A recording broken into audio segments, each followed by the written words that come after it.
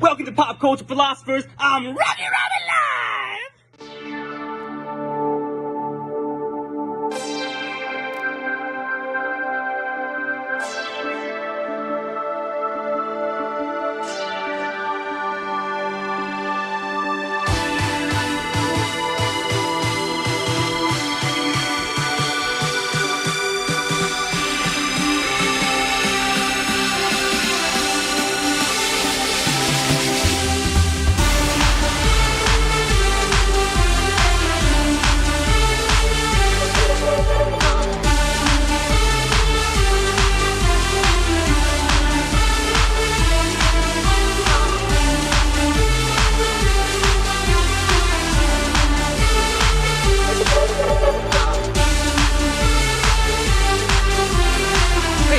Check.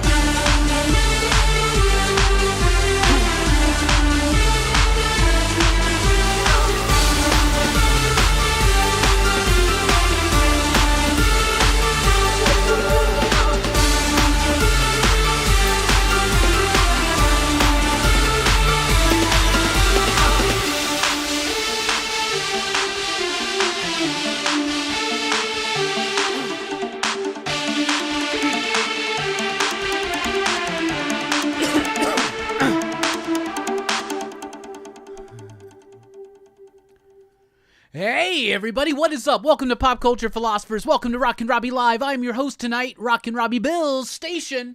Pop, pop, boom. How is everybody doing? Hope you had a great weekend. I've had a fantastic weekend. It's been amazing yet again, and I know you've heard me say this before. It's been one of the best weekends of the entire year for me, and that's how we do it here in PCP land.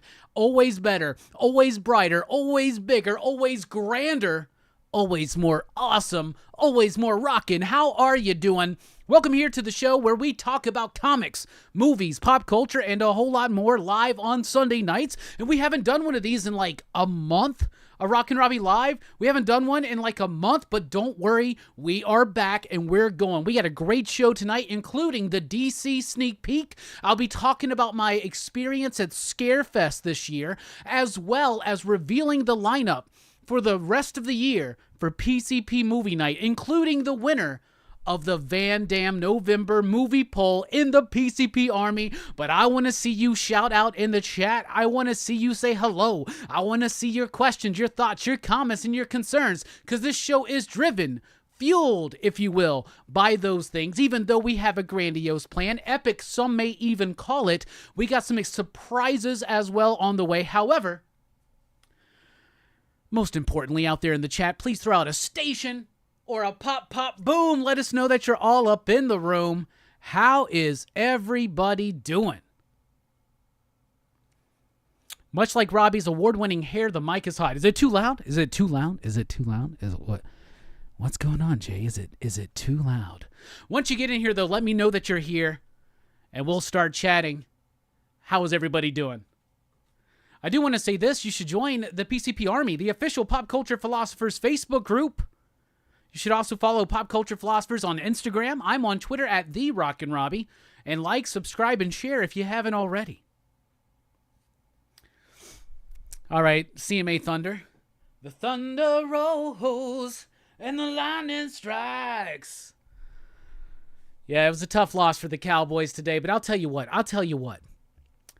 I am very proud of my boys, because a lot of people thought that they were going to completely shit the bed tonight, that they were going to get their asses kicked, and that did not happen. In fact, that was one of the best games I have seen all year long. 100%. 100%. Anyway, it was a good loss for the Cowboys, if there can be such a thing. Lots of bonehead penalties, Lots of questionable calls, as usual.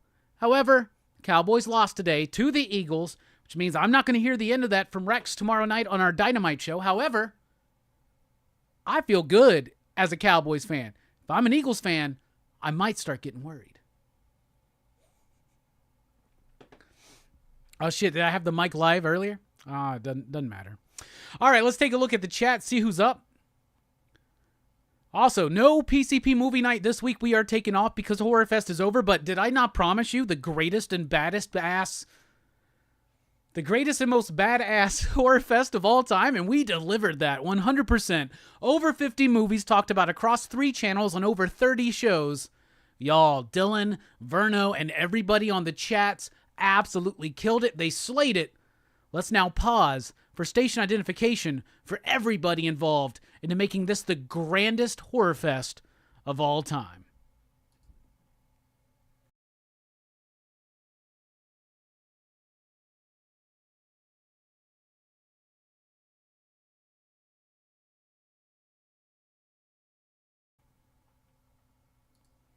All right. We're going to take a look at the chat, but first I got a special announcement. We have PCP mystery boxes now available. We don't have these available all the time, but we have 10 available for this week. They are $30. That includes shipping. They will include comic books. They will include trading cards, like in a retro kind of fashion. They will include original artwork from me, Rockin Robbie.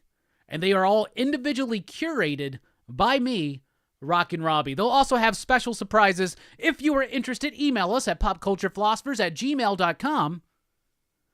And we'll send you an invoice and we'll get your mystery box sent out this very week. We've also been nominated for 6 CBC Awards, Comic Book Community Awards. That's right. Go to cbcawards.org. I got the link pinned up in the chat. I also got it in the description.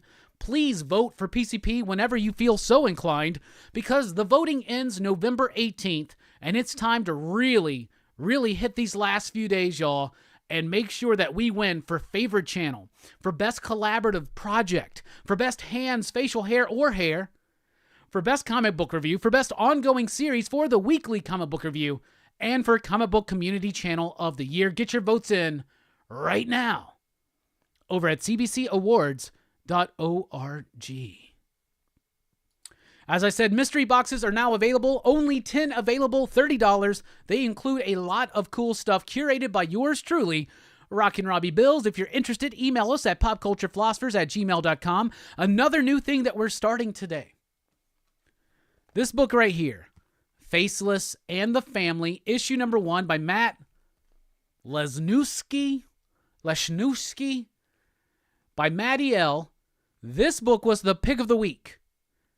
Anybody who buys a mystery box and or super chats tonight in any amount will be entered to win a drawing where we're going to be giving this away. We're giving away the pick of the week from last week to anybody who super chats or purchases a mystery box tonight.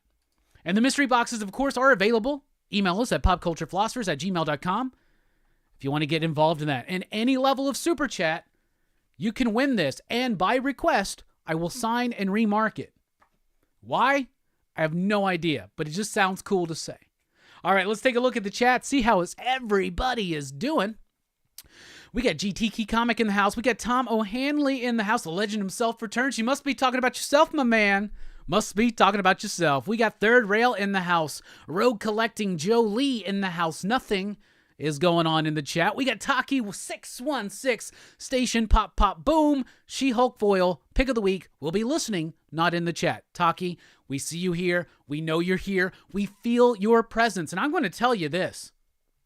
I do a cover of the week every week, right? But I don't really super research it. It's just whatever's in front of me, right? So usually there's a lot of variant covers, maybe some incentives, something like that I miss. However, I will be on Lost in Comics again this year for the 3rd year in a row to talk about the best of the year.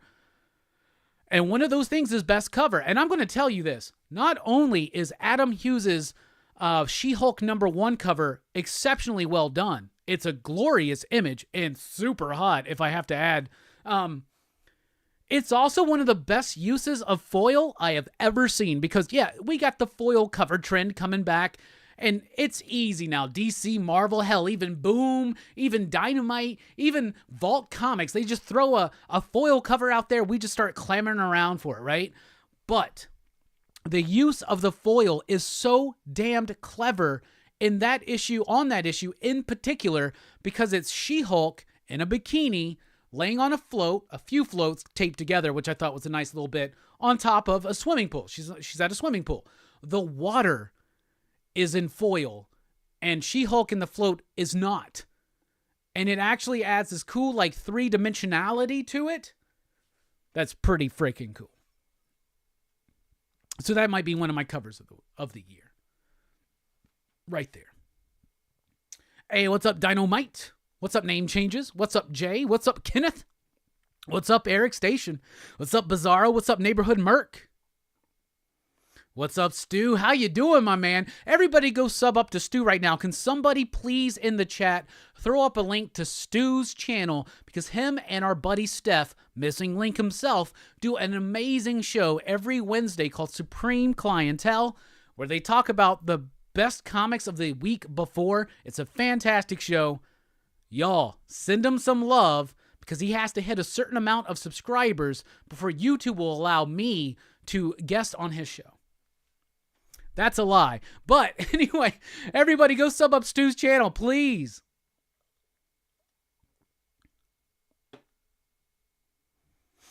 Hey, what's up, Two Gun? How you doing? Two Gun, I'm right there with you, man. Horrorfest is over.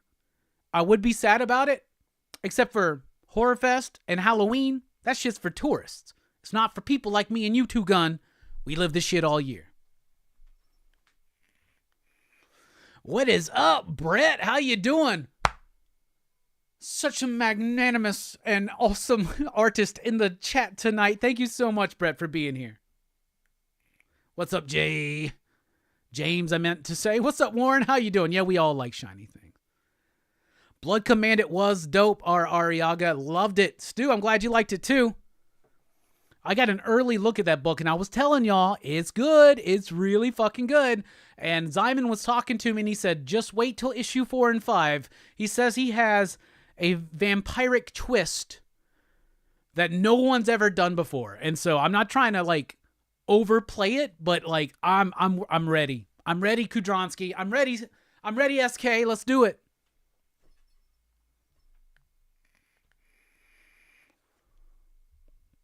Hey, what's up, Vaz Vegas? How you doing?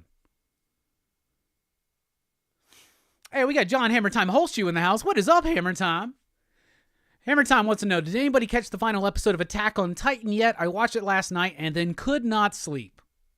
All right, everybody, get your bitch bullets ready. All right, I got a quick question. Anybody who was watching during Horrorfest this year, what was your favorite show? Out of all the shows, you can go across all the channels, Dylan's channel, Verno's channel, my channel, it doesn't matter. What was your favorite show? Not necessarily favorite movie that we covered, but what was your favorite show?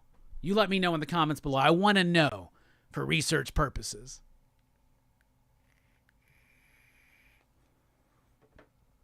Eric, I already told you to get on Blood Commanded, so you have nobody to blame but your fucking self, okay? There you go. There you go. Need to pay attention, young man.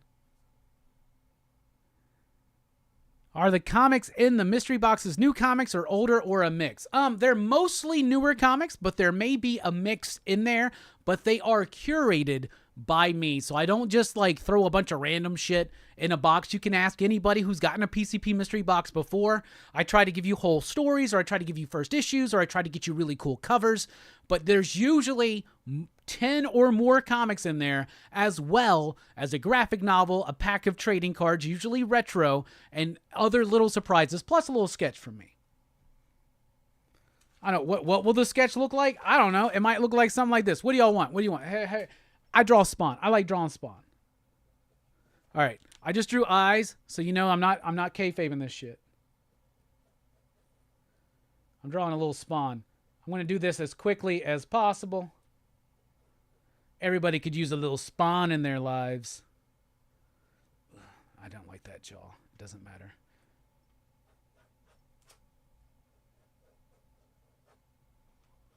Didn't like that part either. Oh, what is going on here? I promise that if you buy a mystery box, your piece of art from me will be slightly better than this, but just slightly. All right, I forgot how many damn chains was on this motherfucker. Let's go.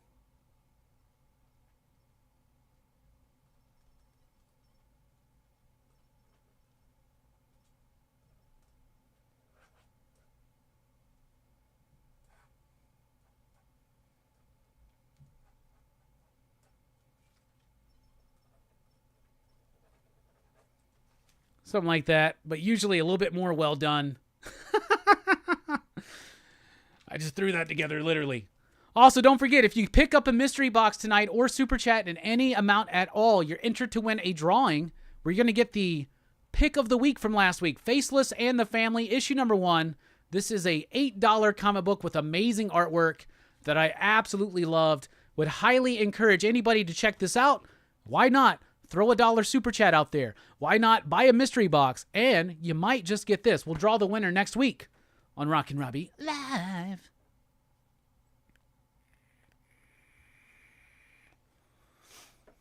All right, let's take a look at the chat.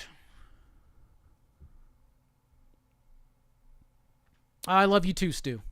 You're worth it, brother.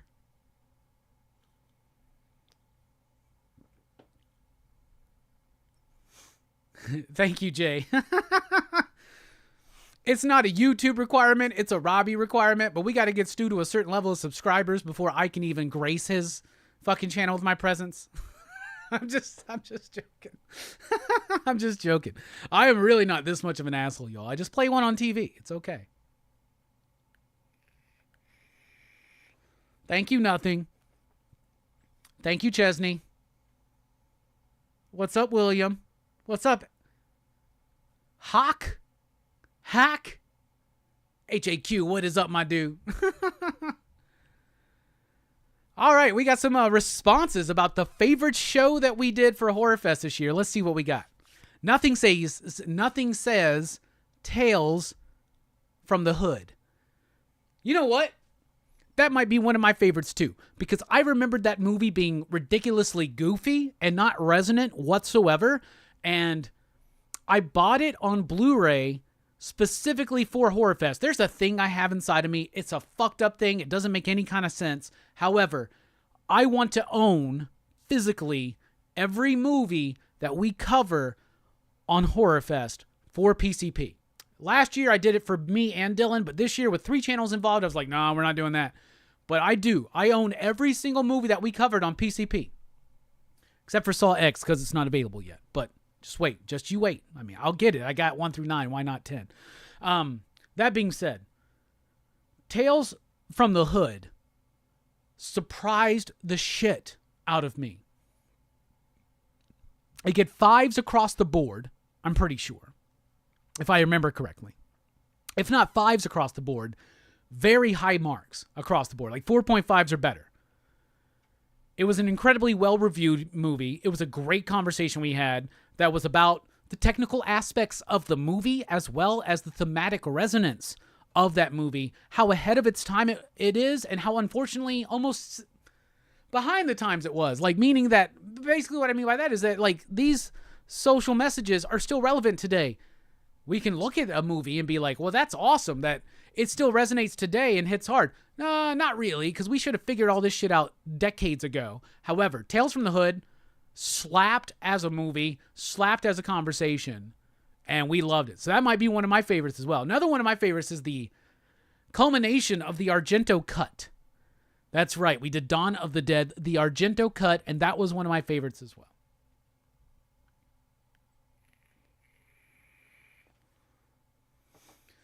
Vaz Vegas says, will you be checking out Something is Killing the Children number 35 at the end of the month since it's finally wrapping up the latest arc? I know you fell out of it, but I'd like to hear your thoughts on that. Vaz, Vegas, I don't want to disappoint you. But no, I have given up on that book. I have tried over 10 issues. I've been bored with that book, and I keep allowing it because of its history. I keep allowing it to exist in my stack. But I think I'm done. I think I'm done, Vaz. I think I'm done. I think I'm done with Something is Killing the Children. I really do.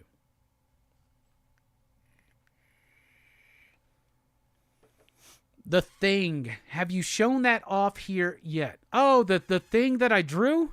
Huh. I might have a while ago. It's in the other room. Maybe I can grab it, but. Yeah, William, how about those Cowboys? I'm fucking proud of them. How about that? John says, I bought a mystery box and it came with a comic, some cards, a sketch, a Mexican pizza, and some high-C ecto cooler. Real quick, John, I'm going to need the ecto cooler back, bro. There's a shortage. Hey, what's up, Comics by the Bay? How you doing?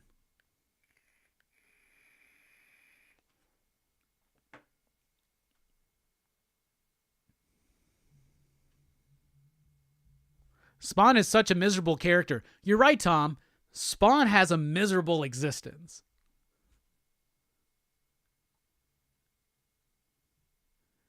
William says, I enjoyed the Dawn of the Dead. Eric says, I really enjoyed the Saw franchise review during Horrorfest, but everything was good. Hell yeah, well, thank you so much.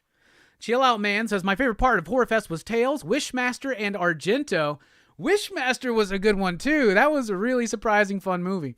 Two Gun Pedro says, my favorite shows on PCP was Captain Kronos, Vampire Hunter, and Elvira, Mistress of the Dark. Hell yeah. And Captain Kronos does feel like 3 years ago, doesn't it? It was a long Horrorfest. Two Gun Pedro says, for Dylan, it was Halloween 3 and Prey. Those are some great shows. I really enjoyed Halloween 3. What a fucking jerk-off fest we did for fucking Tommy Lee Wallace during that one. And for Tom Atkins. That we were jerking off all the Toms on that show. You should watch Bones with Snoop.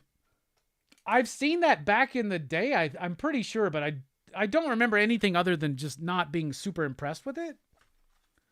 But you never know. Hey, Perry. Night of the Demons and Victor Crowley turned into some of my favorite movies.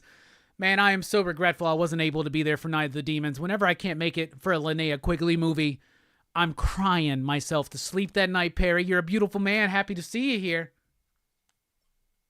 Hey, what's up, Spillio? Spillio, I love you. I never responded to your text message. I was wanting to call you today. I got behind on things. I was watching the Cowboys game, and I didn't. But this week, we're going to have a chat. I love you. I love you so much. And I totally got the love gift that you and Britt sent. And so from the bottom of my achy, breaky heart, I love you. My good friend Lulu Spillio last night said, don't you get to see Spillio soon? And I said, yeah, at the beginning of February at MegaCon. She goes, oh, is he coming up here? It's like, no, we're meeting halfway, baby, because that's what people who love each other do. And that's what we're doing, Spillio. Me, you, and Britt, we're meeting halfway. Bueller, it's going to be a little bit more than halfway. By the way, we got our hotel booked, all that stuff, so thank you for the love. I love you, Spillio. I love you, Britt. And I love everybody I'm going to see at MegaCon, because MegaCon is the mega party con. If you know what I mean, then you know what I mean.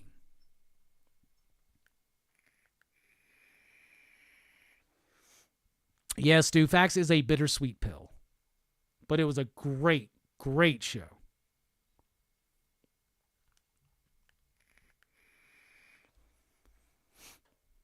Let's take a look at the chat again. Two Gun Pedro said on Blood Splatter Chatter, Bride of Chucky, what a great show! Me, Perry, and Verno just jerking Churky, and Don Mancini off again. Churky.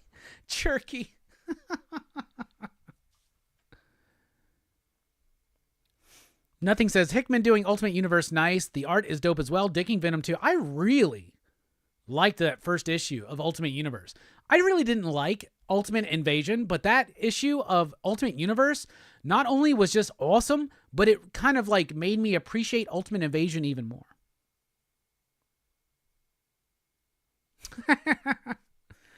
Ariaga says, Texas Chainsaw Massacre, the hate in that show was hilarious. Yes, it was. Perry says Elvira was dope as fuck. Hell yeah, it was.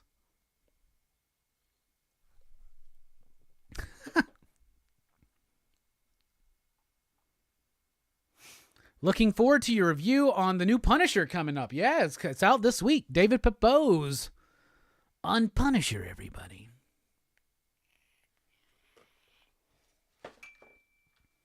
All right, y'all, do not forget, we got PCP, I almost said superhero mystery boxes. We got PCP mystery boxes now available. There are only 10 available for this week. They are $30. That includes shipping. It will include comic books. It will include a sketch, an original sketch from me, Rockin Robbie.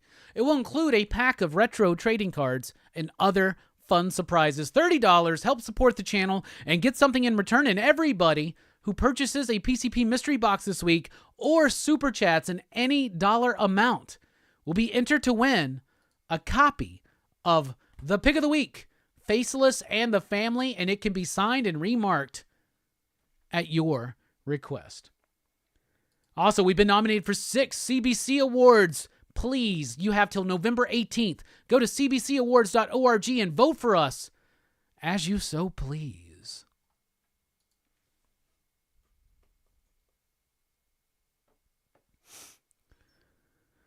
Spilio says, Jay, I am doing good. Rough day because the Bucks lost the game in the last seconds. Oh, that's rough to hear. We lost the game in the last... Well, we didn't lose the game in the last seconds, but we didn't win it in the last seconds. We had plenty of opportunities. We could have. And Spilio, I know that you know. I just wanted Rex to shut the fuck up tomorrow night about the Cowboys and the Eagles and all that shit. Like, I don't even want to, like... If the Cowboys would have won today, I wouldn't have even grinded Rex's nose in it, right? I would have just been pleased to not have to fucking, for some reason, for another week, fucking justify the Cowboys' existence to a fucking Eagles fan. Pardon my French.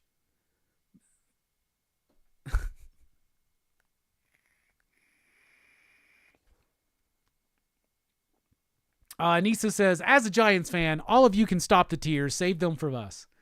Save your tears for another day. I had a great day, though. I had a great weekend. So let's see. What did we do this weekend? Friday night, had a movie night with some dear friends of mine. We had a very eclectic triple feature.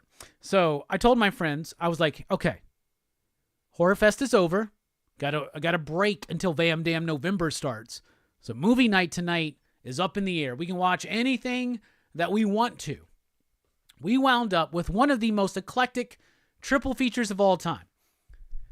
We watched Scream, very first Scream, Scream 1. We watched, after that, Slumber Party Massacre, the original OG Slumber Party Massacre, mostly because I want to show my dear friend Slumber Party Massacre Part 2, but we got to get her through Part 1 first. And so then you say, all right, so Horrorfest is over, sky's the limit, and you choose 2 horror films. Well, the third film was not a horror film, but it went along thematically, I think, with Slumber Party Massacre. So we watched Scream, we watched Slumber Party Massacre, and then for the finale of the triple feature, at like 1 in the morning, because as one does on Friday evening, we watched Magic Mike. That's what one does on a Friday night. So, hell yeah. And I challenge you. That's actually a really good triple feature. Scream into Slumber Party Massacre into Magic Mike. It's a pretty good triple feature. See, chill out, man. Everybody was trying to tell me that you needed to make it like Van Dam Vimber or Van Dam Nimber or something. None of it works. None of it sounds as good as Van Dam November. Van Dam November. Van Dam November. Van Dam November. So there you go. Last night, I had a great Saturday night. I went and saw my good homie wrestle. He got his ass kicked 3 times. But he got his ass kicked the best out of anybody. So that was fun. And then we just hung out and had some tequila, had some good food, had some good times. So it's been a great weekend, y'all. And I've had a great day today. Trust me. We will be revealing the lineup for Van Dam November, including the winner of the PCP Army movie poll. Hey, we got Blood Splatter Chatter in the house. What is up, Verno? Verno, now that I got you here. Out of all the shows we did on Horrorfest this year, what was your absolute favorite show? Not necessarily your favorite movie, but your favorite show. Let me know. I'm curious. Called out tonight for your channel already was Bride of Chucky, which I really appreciated. That's a great one. That was a great show. I loved Sisters. Me and you dissecting the fuck out of Sisters, that was a good one. Actually, Exorcist Believer, that one was just me and Verno. Just me and Verno giving you the Exorcist Believer review unlike any other on YouTube. So there you go. There you go.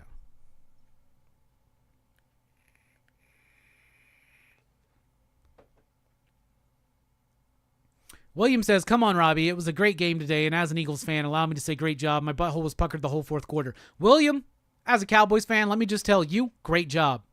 Like, I have no bullshit. Like, I don't give a fuck. Like, I don't have a horse in the race. I'm a Cowboys fan, right? But I'll tell you this. That was one of the best fucking games I've seen all year long. That was a fucking nail-biting goddamn game. And it came down to the most minuscule of decisions. Really, when you think about it, there's like so many things, so many little things that could have turned the game around in any direction. Absolutely amazing. Absolutely amazing. It was a great game. I hate that the Cowboys lost. However, I had fun. Billy, what is up? Oh, you're right. I need to do some deadlifts. I've been slacking on them, bro. Not enough deadlifts, too many tequila lifts. You know what I'm saying, brother?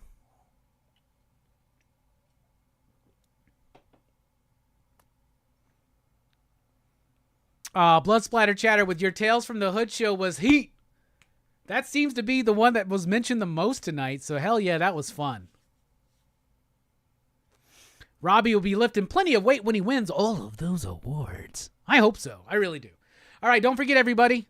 Mystery boxes are available this week. If you're interested, email us at popculturephilosophers@gmail.com. They are $30. They include comics, original art from me, trading cards, all kinds of fun stuff. They are more than worth the $30, and that includes shipping that you're going to pay. And anytime you buy a mystery box, anybody who buys a mystery box or throws in a super chat of any level is entered to win the pick of the week from last week, Faceless and the Family, issue number 1. And I will sign and remark it at anybody's request, or at the winner's request, I should say. All right, y'all, we got the DC sneak peek coming up. But before that, we're taking a quick break. When we come back, the DC sneak peek here on the one and the only Rockin Robbie Live.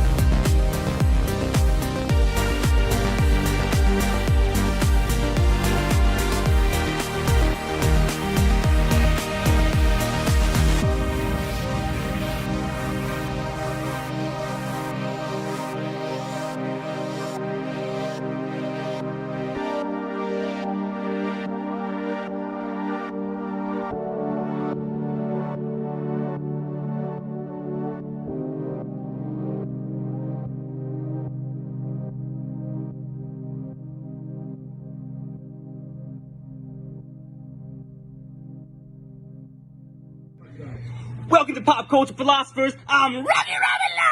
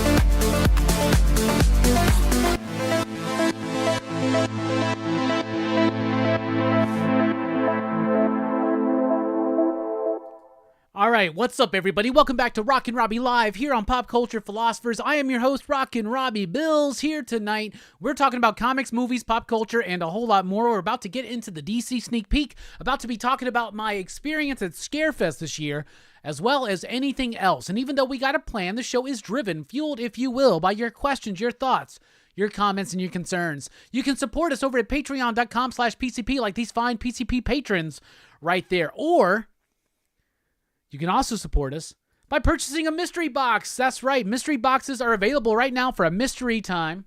Wait, what? Mystery boxes are available right now for a limited time. There are only 10 available, actually 9, because we've already had one purchased. If you're interested, email us at popculturephilosophers@gmail.com. They are $30. That includes shipping, and what you're going to get is a box filled with comics chosen by me for you. 100%. You're also going to get a little piece of original artwork from me, some really fun retro surprises, like maybe some toys, maybe some trading cards. You're going to get some trading cards, all that and more by purchasing a PCP mystery box. And if you purchase a PCP mystery box, you're in the running to win a copy of the pick of the week from last week, which was from Oni Press, Faceless and the Family, issue number 1, signed and remarked by me at request. But the winner is going to get this. And to enter, all you got to do is buy a PCP mystery box or send a super chat tonight in any amount, and it starts at $1. I don't know if you can super chat less than $1, but if you can super chat a penny, go for it, try it. But right now, we got one entry into this. That means they're going to win unless you enter as well. It just totally fell all the way over there. I'll make sure to get you a non-damaged copy. So there you go. Let me make sure I write down who has entered so far. And no, we do not do store exclusives at my comic shop, so it will not just be a bunch of store exclusives. Trust me. The PCP mystery box, I've never heard anybody say, didn't like that one, homie. Never. So there you go.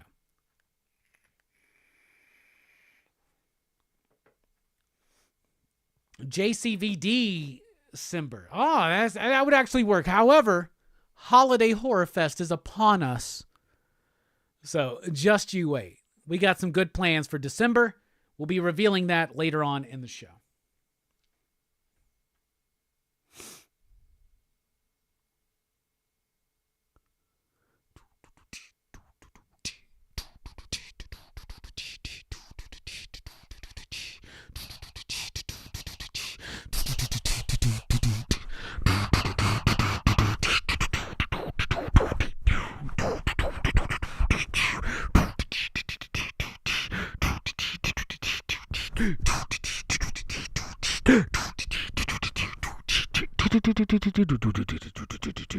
Why did I do that? I have no idea.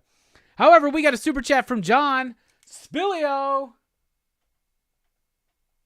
Spilio, I saw your message. Yeah, I totally forgot. I never sent you that one mystery box that I promised you for free. All right, so there you go.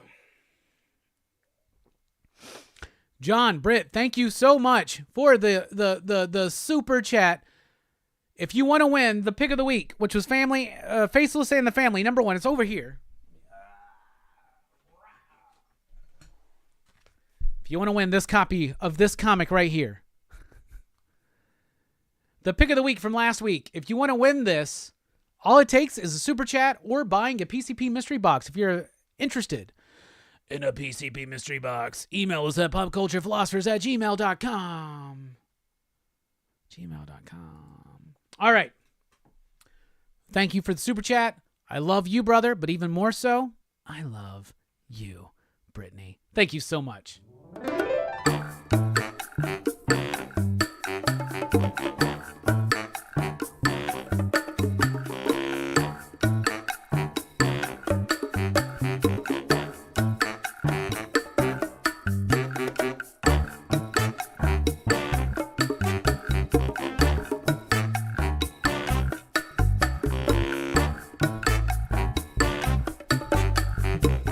Hey, yo. Hey.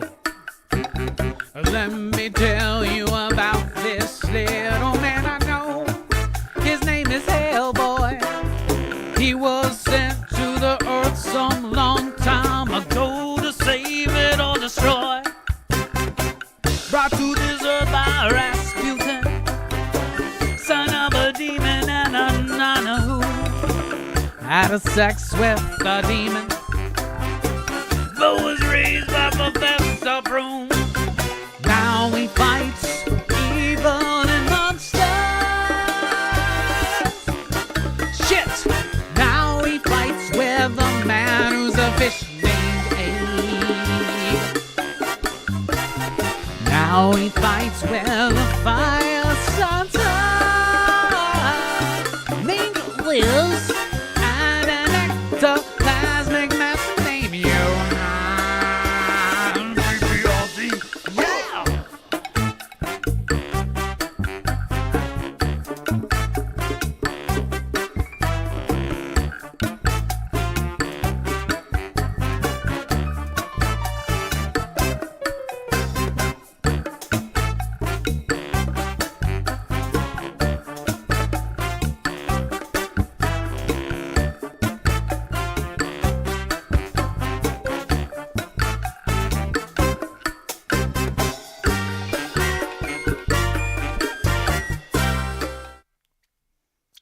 Love that Hellboy. How is everybody doing? Welcome back to the show. Thank you so much, Britt and Spilio. We really do appreciate it. Y'all are the best. What's going on with this?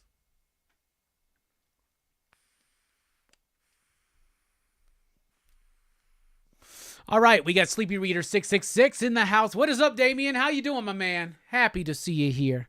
It's one of the best minds on comics that you will ever meet is Damien from Sleepy Reader 666. Prediction, asks William.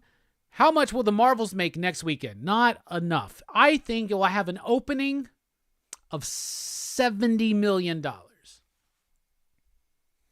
to write that down. That way, if I'm right, I can play this clip, and if I'm wrong, I'll ignore it. So there you go. I think it's going to do $70 million opening weekend. Some will say that's a success. Regardless, though, it's going to be viewed as not a success by Marvel because they're wanting a lot more, especially for a sequel to a movie that made $1 billion. So there you go. All right, what do you want to chat about? William says, I see $40 million. That would be a significant disappointment to them, 100%. Exactly. That being said, I am very excited to see the film. Well, let me rephrase that. I'll watch the film. I'll watch it. I'll watch the film. So there you go.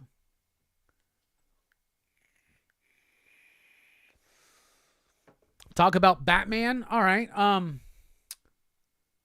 Batman, Bruce Wayne. Riddle me this, riddle me that. Who's afraid of the big black bat? It's Batman. It's Batman. It's Batman. I don't know what the fuck I'm doing. I'm sorry. We're just going to stop. Well, Billy, I'll tell you this. Brie Larson can make my life hell if she wants to. So there you go. Batman and Bruce Wayne are one and the same.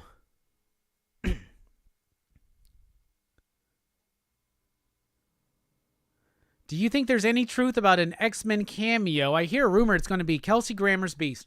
I think there's a rumor. I think there's a smidgen of truth to that. I do agree. I think that, especially with Frasier being back on, I think that like Kelsey Grammer would totally do that. I don't think it's going to be as significant as other people are making it, but I can see that, and it would be a nice redemption for one of the worst X-Men films, in my opinion. So there you go. Boom. Robbie, are you still working on your own comic? Yes. In fact, me and my buddy Kevin have a meeting on Monday night after my show with Dynamite tomorrow. Since there's no PCP movie night, I have time to gather with Kevin, and we will be plotting our next course of action. We have 12 pages done of the first issue right now. It is done. I'm very, very excited. It looks great. I have shown it to some people in my life, and they think it looks great, and I think it looks great, and Kevin thinks it looks great, so I'm excited for that. And yes, so we are still actively working on our comic book. Also, I have some other opportunities that have come my way as far as comic book creation goes. So watch this space. Your boy's going to be making comics, y'all. So I'm very excited. Thank you, Damien. I really appreciate it. Eric has seen it. Eric, you've seen the artwork from the issue. Like, Eric says, hell yeah, can't wait for that comic to get in people's hands. Hell yeah. Me too. But there's also some other things that are in the works that I'm very excited about. We're staying busy here in PCP land, y'all. Favorite new horror flick from this year? I haven't seen enough to really say this is my definitive horror movie of the year. So I haven't seen Talk to Me. I hear Evil Lurks Tonight's good. Out of everything that I have personally seen, my favorite horror movie of the year so far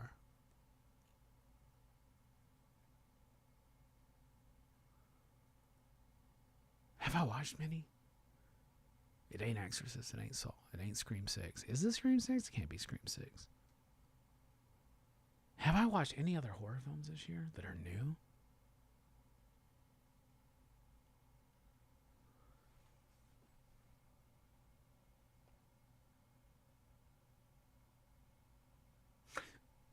I gotta watch some more movies. That's what I got for you there.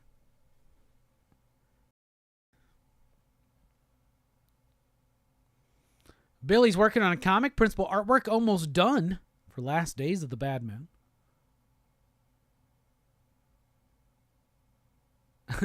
Eric says, Robbie from Marvel Editor-in-Chief, 99.9% sure that's what he's hinting at. I wish. That would be great. They could be so lucky. All right, unlike Marvel, though, DC's got books out this Tuesday. That's right, DC's releasing books this week. Believe it or not, I've read them. I'm going to let you know what I think about them here on your DC Sneak Peek.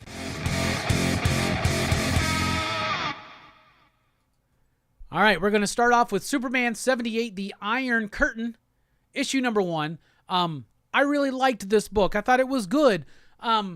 So DC has done these like Batman 89 and Superman 78 books, which are basically acting like prequels, or my bad, sequels to those original movies. Like Batman 89 was like a direct sequel to Batman Returns, to the Tim Burton stuff. And Superman 78 was a direct sequel to Superman 1 and 2, which was the Richard Donner stuff, because we don't count Dick Lester as the sole director of Superman 2, okay?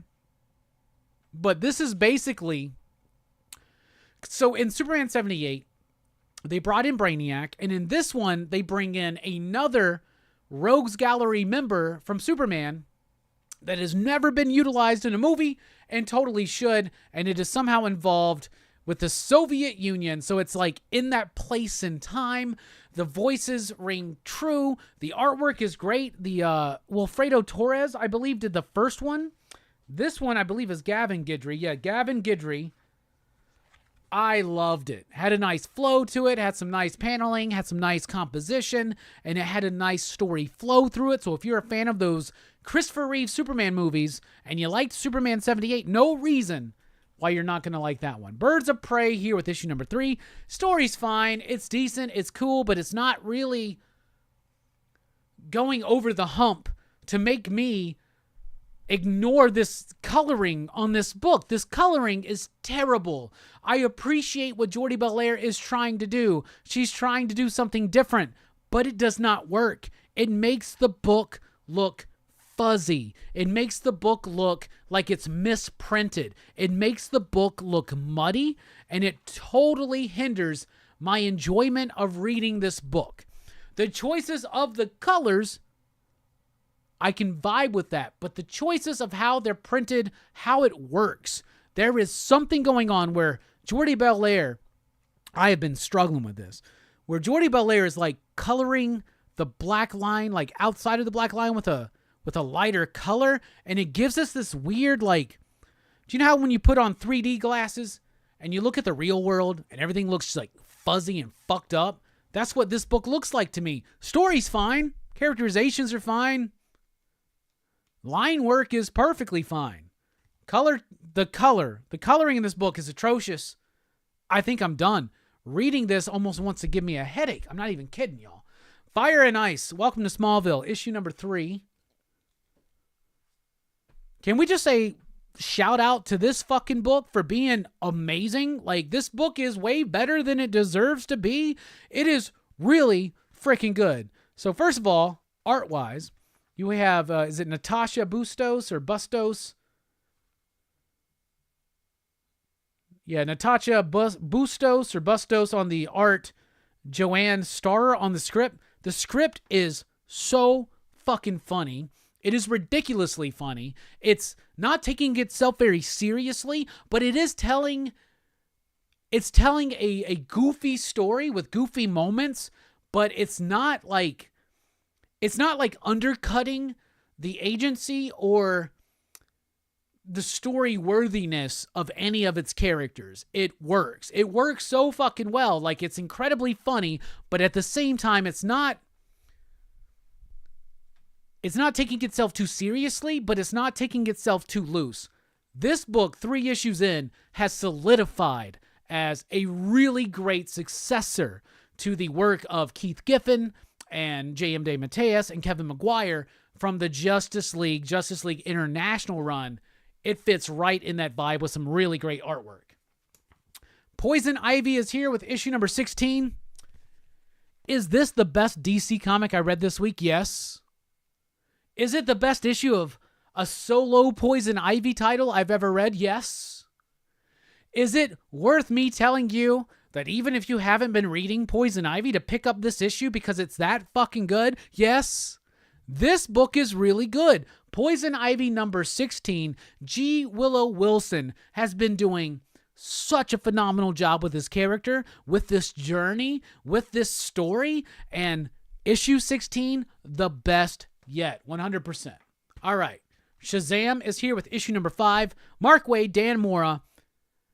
What more can I say, y'all? If you're not reading this book, it must be because you stupid. It must be because you don't like Shazam. It must be because you don't like superheroes. It must be because you don't like big bombastic storytelling. It must be because you don't like DC Comics. It must be because you don't like Mark Waid. It must be because you don't like Dan Mora. Because if you like any of those things in any kind of a way, you got to get on this book. This book is absolutely freaking amazing. It's so freaking good. And there's some nice twists and turns where nearing the end of this first arc, everything's becoming a bit more clear, not just to us, the readers, but also to the characters within the story. The artwork is giant, bombastic, exactly what it needs to be. Shazam. Is DC making some of the best superhero comic books right now? Yes. Sure enough. You know it. All right, next up. Batman 139, kicking off a brand new story, Mind Bomb. Let me tell you why this issue of Batman slaps. Number one, the finale, or I should say the third act even, of Batman Catwoman Gotham War, to me, just didn't hit. Didn't work. Started great, started losing momentum, never gained it back. New story. Jorge Jimenez on the artwork. Artwork is absolutely fantastic in this book. Jorge is back, and it is worth it. And it is time for Chip to give us his definitive story involving Batman and the Joker. But now that Batman is plagued in his subconscious with a multiverse of Zur-En-Ars, it's even reached another fever pitch. There are genuine surprises here. There's some great artwork. It's a really cool story. Chip Zdarsky. His run on Batman so far has been like this.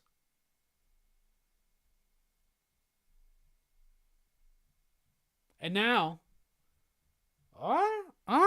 okay, all right. But I really liked it. So that's your DC sneak peek. And to recap, Batman, the start of the Chip Zdarsky version of the final confrontation of Batman and Joker, and I liked it. Shazam, one of DC's best comics, one of the best superhero comics out there. Poison Ivy, the best DC book I read this week, the best Poison Ivy book I've ever read. That one is a pleasure. That's a great one. That's your DC pick of the week. Then we got Fire and Ice, Welcome to Smallville. This book is slowly creeping up to one of my favorites of the year. Birds of Prey, like the story, like the characters, hate the fucking artwork there. It's mostly the coloring. And Superman 78, The Iron Curtain, if you like the Superman movies, you're going to like that. That has been your DC Sneak Peek.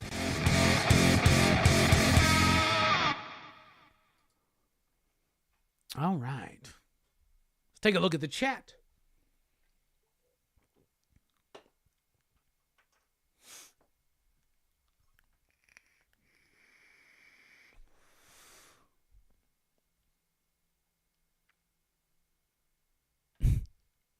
Chill Out Man says, I watched Wishmaster 4 times this year, so I guess that's mine. Nice. Name Changer says, Evil Dead Rise is mine. I didn't really like Evil Dead Rise that much, but I can dig that.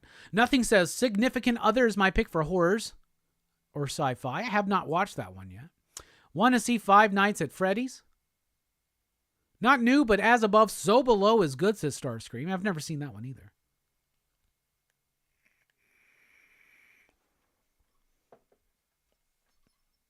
Billy. Kind of sounds like Jacob's Phillips color approach, but maybe not as good. Jacob makes some really good choices, and he also executes it in a really good way. And I'm not the only one.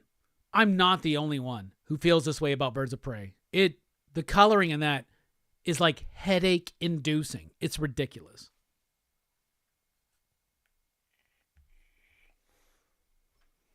Name Changer says, I might pick up Batman 89. Haven't watched the Superman 78 movies. Really? 1 and 2 are amazing. 2, the director's cut in particular. The Donner cut, one should say. Oh, Starscream, if you just finished The Reign of the Superman, you're quite behind on DC Superman books. You're like 30 years behind.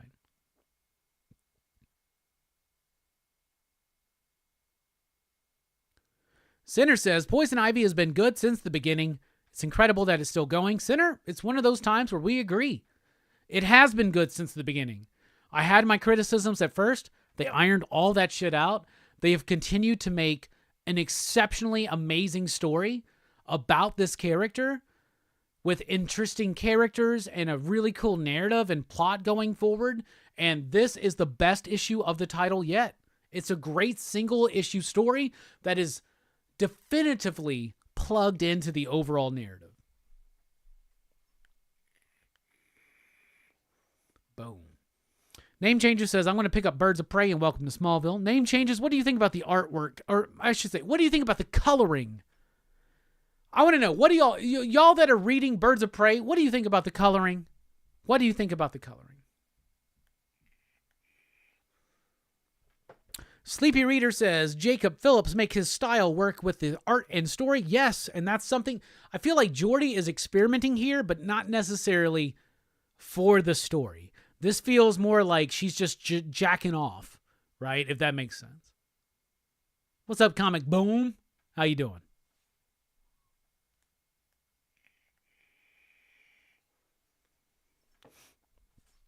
Yeah, Verno. Verno's been talking to me, man. He's like, you got to watch When Evil Lurks. That's a good one.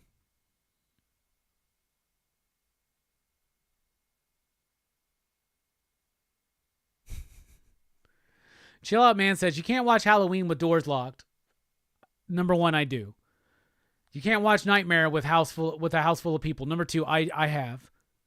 And you can't watch Talk to Me without smoking first. And I won't.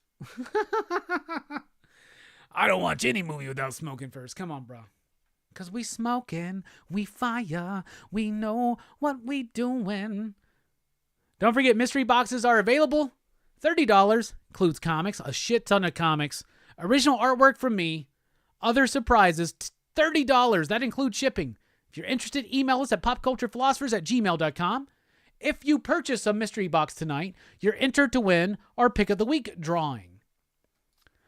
That means some lucky person is going to win this copy of Faceless and the Family, issue number 1, my pick of the week from last week. And by request, it will be signed and remarked. A one-of-a-kind collectible, right? To enter, buy a mystery box or super chat tonight. Last I checked, we got 2 entries into it, so it's a 50% chance for y'all out there. Let's make it harder for people, y'all.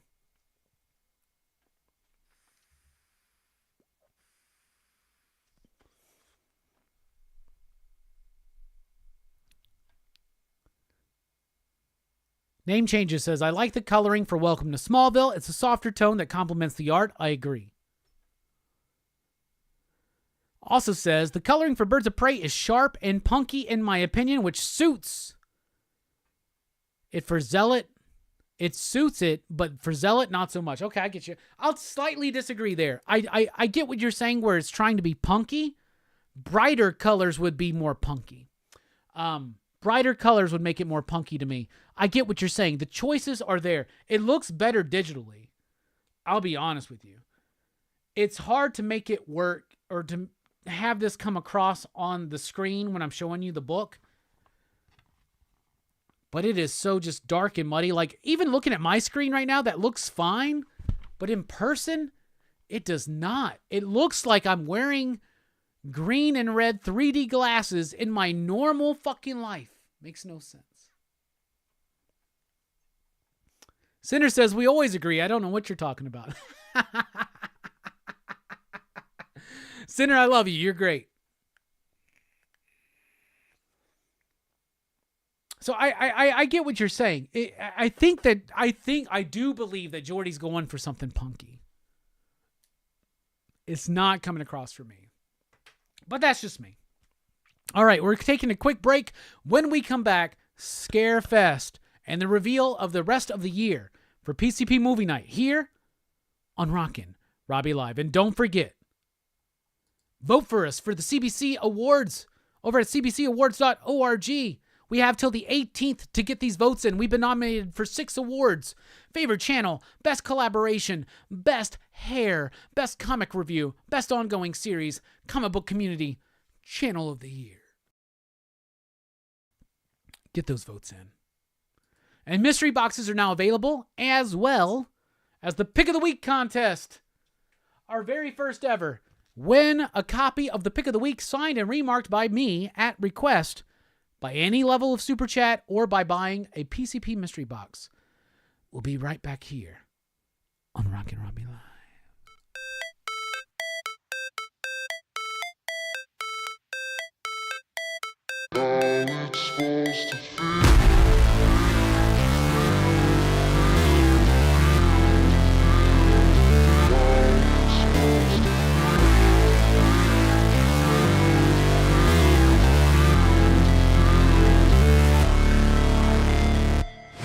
Never break, always fight, never quit, do it right, play the game, win it life, have no shame, there's no time, feel the pain, live the grind, I could change, in my mind, pick a lane, commit and climb, the only way to win it life. I never miss, that's fact, taking big swings, bitch, hand me the bat, put me in the ring, you'll go out in a bag, cause I sing what I mean and I bring it to the mad light. Ain't got time to kill, I got time to feel, I took the red pill, I know life's short so I wanna live real, but how's it supposed to feel?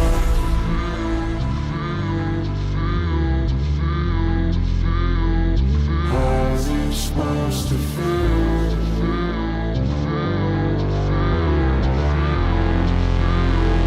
How's it supposed to feel?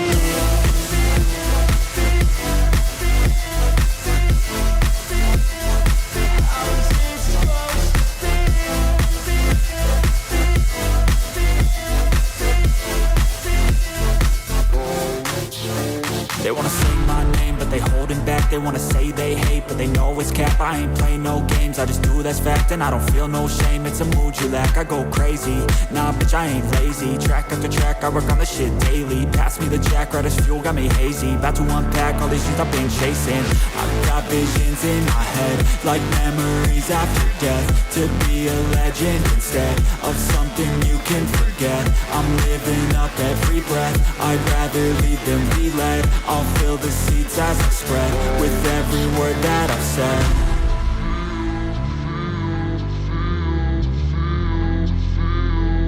How's it supposed to feel?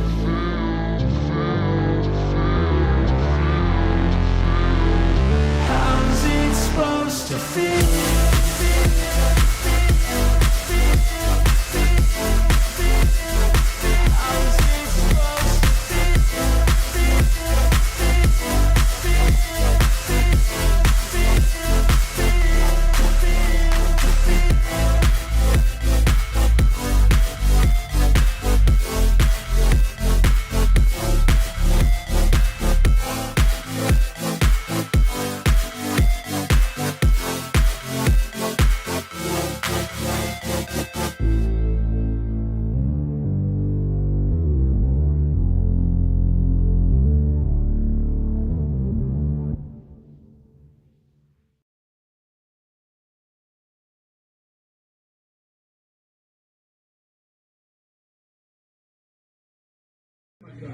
Welcome to Pop Culture Philosophers. I'm Rockin Robbie Live.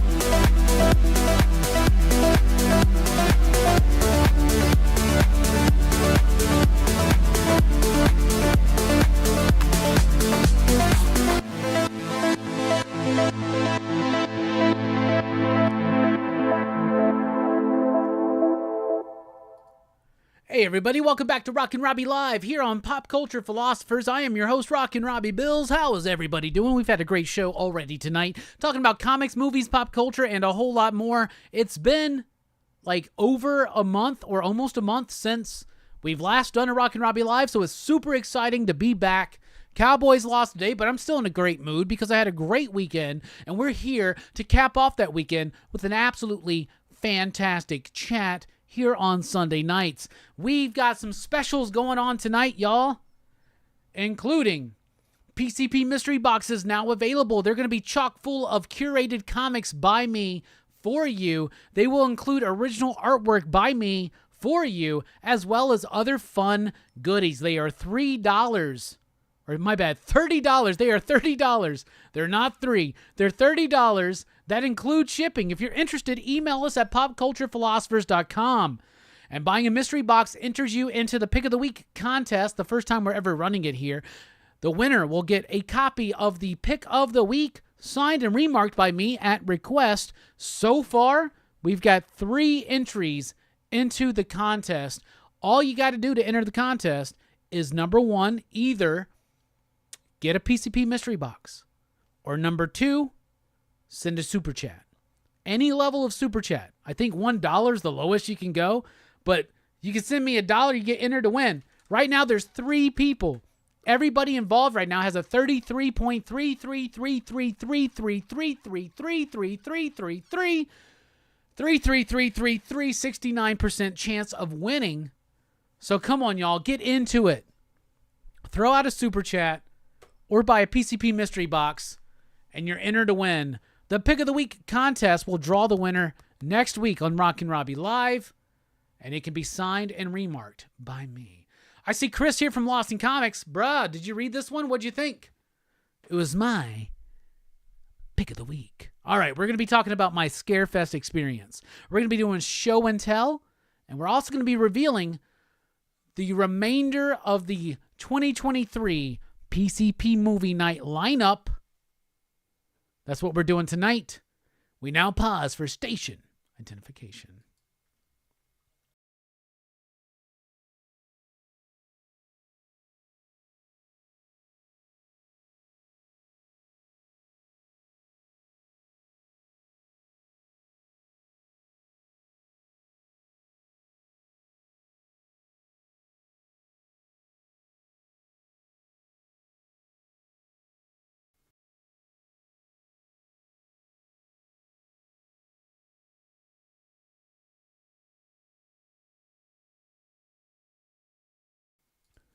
All right, everybody, we're going to be getting into the Scarefest presentation tonight. So this was my second time at Scarefest. I went to Scarefest in 2021 with my beautiful friend, Jamie, who many here in the chats actually know. So me and Jamie went to Scarefest 2 years ago. Had a great time. Met Kane Hodder, met Linnea Quigley, met Felissa Rose for the first time, met a lot of cool people, had a lot of good times. I didn't go last year, but this year I went with my good buddy, John Hammertime Holshoe. So I live in Alabama, North Alabama, and so it's like a 6-ish hour drive to Lexington, Kentucky for the con. It's kind of like a 5-hour drive, but they're like ahead of us an hour, so I kind of factor that in. Had a decent drive up. I drove. John paid for my hotel, paid for a lot of the expenses and a lot of the food. So John, everybody give a big station to Hammertime Holshoe, please. Scarefest would not have happened for me this year without Hammertime Holshoe. So there's this one. All right, so then we drive up there, and I should have put all my food pictures in. God damn it, I took pictures of all my food. You know what? I'm just going to find them. All right, so we're driving up there. And we hit a point where we're ready to eat lunch. But just like every road trip I'm ever on, tons of restaurants until all of a sudden we're hungry and we're ready to stop to eat. And then there's nothing in sight. Then we came across this one exit that had a restaurant called Fazoli's. So Fazoli's is a fast food Italian restaurant, right? Like you want some baked spaghetti, you want some lasagna, you want some ziti, you want something like that. Like they're just going to put that shit in a dish and run it through a broiler and you're going to get it and it's going to be fine. We used to have Fazoli's in my town. We no longer have Fazoli's. We don't have a Fazoli's at all.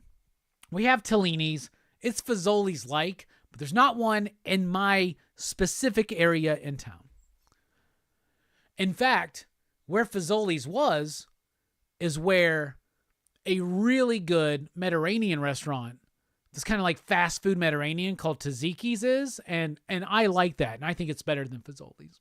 However, Hammer Time Holshoe's brother, let's just call him Ryman. So Ryman's a big fan of Fazoli's, and John said, first of all, we were so hungry, we would have stopped wherever the fuck fate led us. But it led us to a Fazoli's that was directly attached to a Chili's.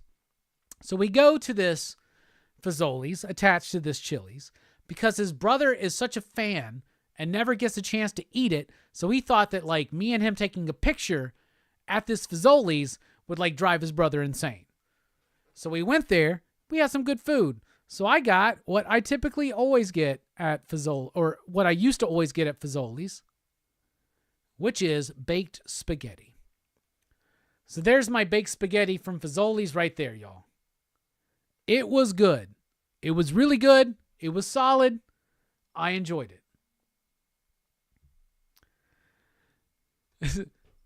So we drive up there. It's Friday when we drive up there. I initially thought we were driving up there Thursday, but it was actually Friday. The show starts at Friday at like 4 or something like that. We were late to the show, but it did not matter.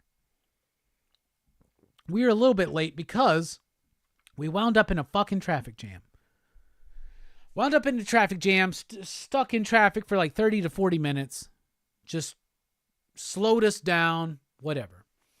But we're having a good time going up there. You know, I'm vaping, I'm smoking, we're having fun. We're talking, we're listening to music.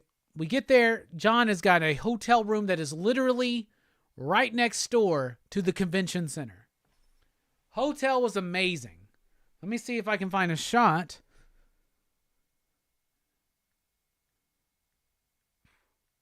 Let me see if I can find a shot of the room view. All right.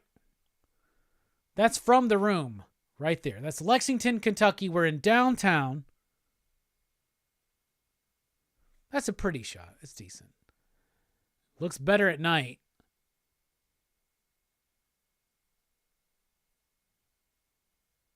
It's from the hotel room. What else we got here?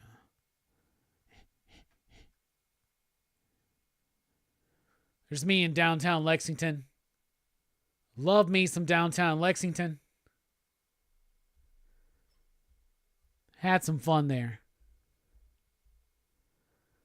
We're going to be talking about this one very soon.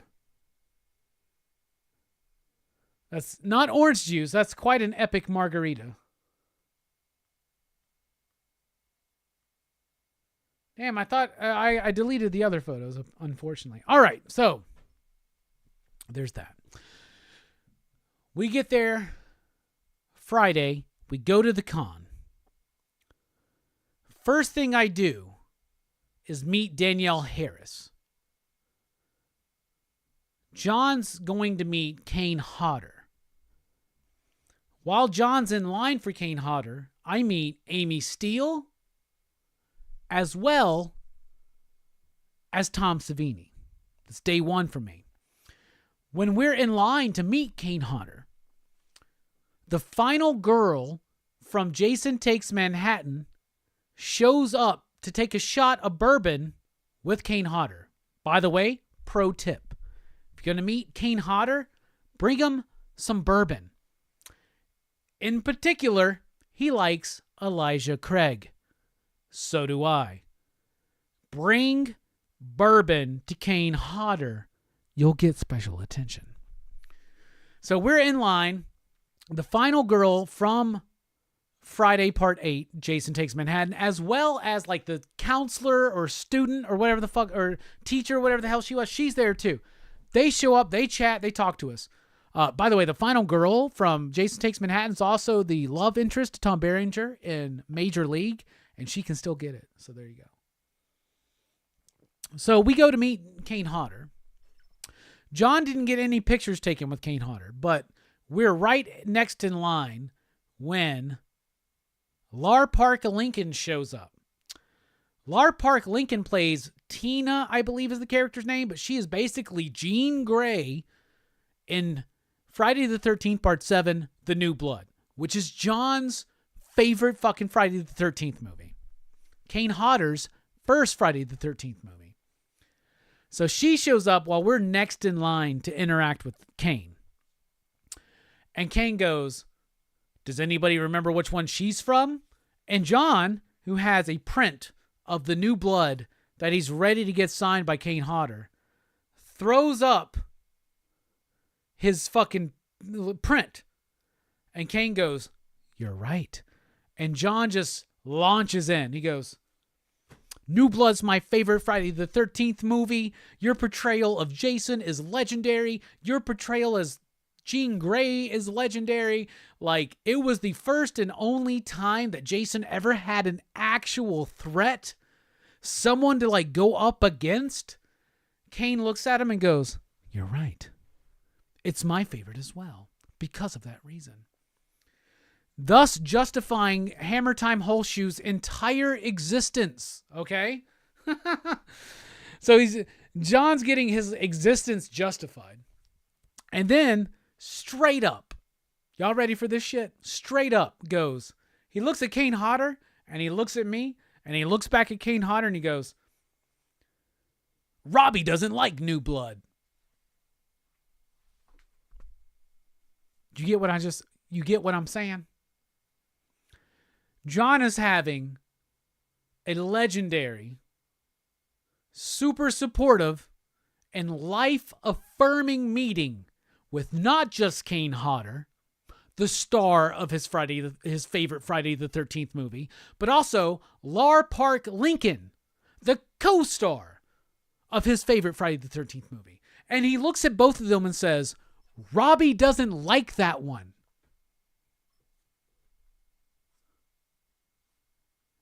Now, to his credit, John realized at that moment he had fucked up a little bit. Kind of, this is not cool, bruh. Not cool. Not cool. And he recovers. Tries to recover. He says, but he's come around on it. Okay. I appreciate, John, that you said that. However, you literally just told Kane Hodder, a dude who I no doubt believe could kick my ass on any given Sunday. You just told this dude, A, I don't like one of his Jason movies. Number 2, I don't like his favorite Jason movie. And number 3, I don't like Lar Park Lincoln's only Jason movie. So after John tried to recover there, Kane Hodder looks at me like this. Did that come across? He looked at me like this. And he goes, well, what is your favorite Jason movie? Now, I've met Kane before. When I met him, I was wearing a Dallas Cowboys hoodie. And he goes, what's that supposed to be, a football team? And I go, we hope so. We had a great conversation after that. However, he looks at me like this. And he goes, well, then what is your favorite? And I go, well, my favorite with you, Kane, is Jason X, believe it or not. I love Jason X. That I was just talking about how much I love Jason X on my YouTube channel, Jason X, love it. And he goes, yeah, but what's your favorite overall? Like he was not impressed with me pulling Jason X out. I don't know if he likes Jason X. I didn't want to tell him I really do hate Jason Goes to Hell. He's barely in that one, though. So, and I go, honestly, out of all of them, Friday the 13th Part 2 is my favorite. And he goes, really? He straight up goes, really? He's like so confused. I was like, yeah, actually, I don't know. I like the characters the most in that one. And then I go, to recover for myself, I go, but my favorite when I was a kid, the one I watched over and over and over again, and the first time I remember anticipating watching a Friday the 13th movie, was Jason Takes Manhattan, Part 8. So then Kane Hodder goes to the crowd. A lot of people there. He goes, does anybody remember or know how many days we filmed in New York? I immediately, nerd I am, go, 1. Excuse me, sir, 1. He goes, you're right. We are only in New York for 1 day. All the scenes you see in Times Square, that's what we shot. And I go, yeah, the rest of it was in like Canada or some shit. And he goes, Vancouver. I'm winning him over again. I'm finally winning him over again. Finally. And then John goes, hey man, I always wondered. By the way, to end your suspense, I won him over. John never brought me back down. But then John lifted himself back up. John goes, hey man, in Jason Takes Manhattan, you're wet and slimy the entire time. Now I know they didn't just pour water over you for every shot. So what did they use to make you slimy and wet looking in every shot? You know what Kane Hodder said? They literally fucking poured water over me before every shot. He goes, nowadays, it would have been a chemical they would have sprayed on me. I would look slimy and greasy and wet the entire time. Back then, they didn't have that. They were literally pouring water over me before every shot. And he goes, and in fact, I hated working on that movie. It was the most miserable film experience of my life because I was soaking wet. He goes, they put me in a wetsuit, but he goes, you know what? Wetsuits don't work unless you're underwater. And I go, because it forms a suction, right? And water gets in. And so he goes, exactly. He's like, you need the water around it to form that suction. It regulates your body temperature. He's like, but if you're wearing a wetsuit and they're just pouring water on you, it's the worst. It's no use whatsoever. Also, him and Lar Park Lincoln had a nice little interaction in front of us, and John was able to be like, I'm here to meet you too. You two are the reason why I'm here, and I want to meet you. And she goes, well, I'll wait for you. I'll be at my booth. And so as soon as we left, it was at the end of day 1. John waited in that line. So, because Kane had to go do a photo op. So we went over to Lar Park Lincoln's booth, and John had the experience that I'm so happy that he got to have, where Lar Park Lincoln, one of the people he went up there to see, looked up at him and goes, there you are. Got a great picture taken. He did not share that for everybody, but she took a good picture. He had a great conversation. I was there, and it was great. That's day 1. So we went to this restaurant. We went to this restaurant called Agave and Rye.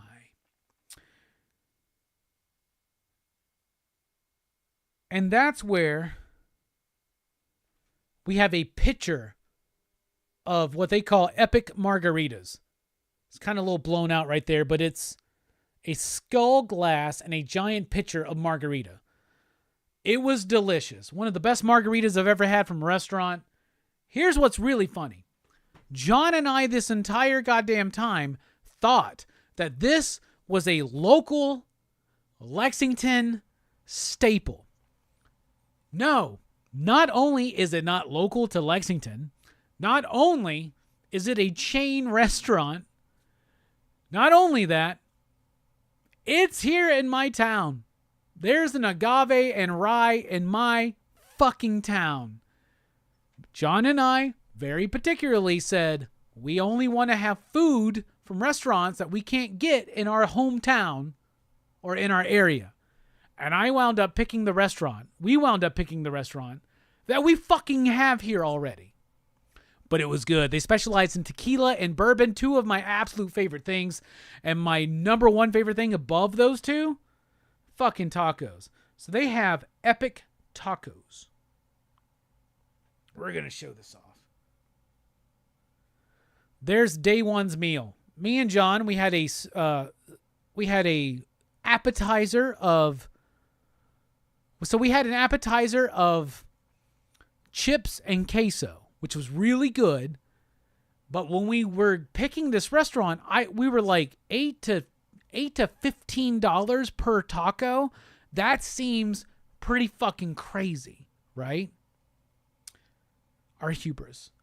No. These, would you pay $8 to $15 for a burger at a restaurant? Yes. The amount that you get for a burger, that's what you're getting out of one of these tacos. So the first night, we had chips and queso, a giant pitcher of margaritas, and we each got 2 tacos. Now, 2 of the tacos were the same. Here's mine. That one and that one on John's plate right there. They're the same taco. It is basically their steak fajita taco. It is delicious. John also had the one that had like pulled pork and like a sweet and spicy and smoky bacon and like other things like that. And then I had basically like their version of a regular ass taco. Hold on. Their version of a regular ass taco right there. But it had like white cheddar cheese and white cheddar queso and shit. So we had those. Both of us agreed that these steak fajita tacos were the absolute fucking best. They were amazing. Way too much food for us to eat. But we did it. Here's a picture of me and John when we first arrived finally in Scarefest at the event. There we are right there. Let me see if I can pull up any of these pictures. That place is really good. If you have an agave and rye near you, go to it. It's awesome. All right, there's us when we finally got into Kentucky. Took a picture at the rest stop with the horse.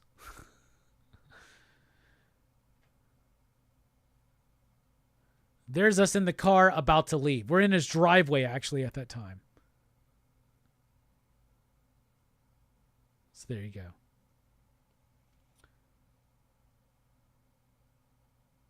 All right.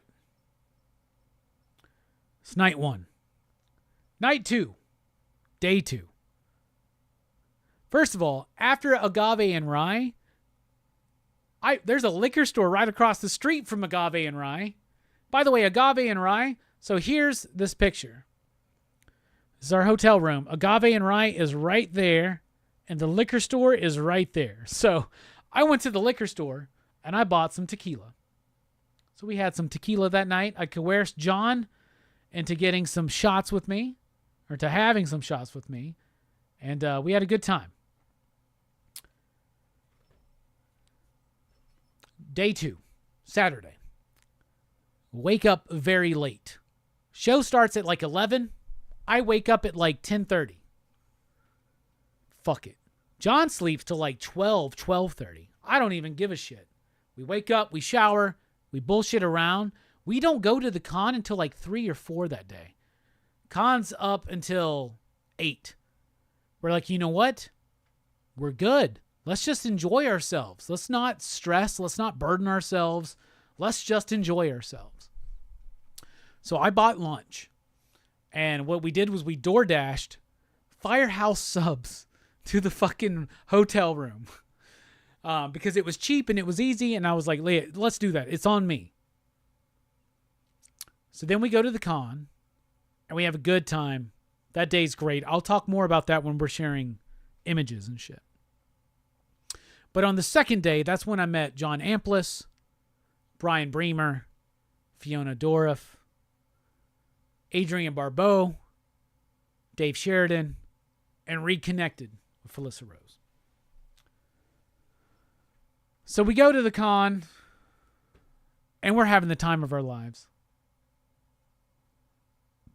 John spends most of day 2 in line to meet David Arquette. I want to be in line with John during David Arquette so that I can meet David Arquette. I'm not going to be able to afford, at this point, like, I want to go to Scarefest with a lot of money. It just wasn't in the hand this year, right? So I didn't have as much as I wanted, but I had more than I should have because of the gracious offerings of UPCP Army and John Hammertime Holshoe, and in particular, Spilio and Britt. So thank you all as well. Yeah, the regular ass taco does pair well with the epic margaritas. So that night, John's like, "What are we eating?" And I go, so I didn't stay in line the entire time with John to meet David Arquette. I encouraged him though to stay in the line. I went and got him a water and like was checking in with him, but like I had some amazing experiences with people. But that night he goes, "Where do you want to go?" And I go, "You know what, bro? I want to go back to Agave and Rye." And John's like, "I'm not drinking tonight." And I'm like, "You gonna make me drink alone?" Short answer to a long-winded explanation. Yes, he does. He makes me drink alone. It's okay though. Because then I go and have this margarita. There's John checking his messages. The margarita's so goddamn good there. We weren't there for happy hour. I think that was an accidental photo, actually. I did not take a picture of his food that night. What did he have the second night? He had a different taco. So the second night, we both were like, no appetizer. We're going to get one taco each and a side. He got a side of fries. The waitress was like, "Do you want truffle oil?" He goes, "I don't know what truffle oil is." I was like, "Get it. You're going to love it." She goes, "I'll put it on the side in case you like it." John loves truffle oil now. Their fries were good. The truffle oil was good. What fucking taco did he get, though? I do not remember what taco John got. I did not take a picture of it. Here's my taco from night 2, though. I got their steak and shrimp taco with macaroni and cheese on the side. So this is steak, shrimp, macaroni and cheese, tobacco-flavored fried onions and other shit on a fucking taco. And even with just like 2 margaritas and a cup of mac and cheese and this taco, I was more than fucking full. More than fucking full. Went back to the hotel, finished that bottle of tequila.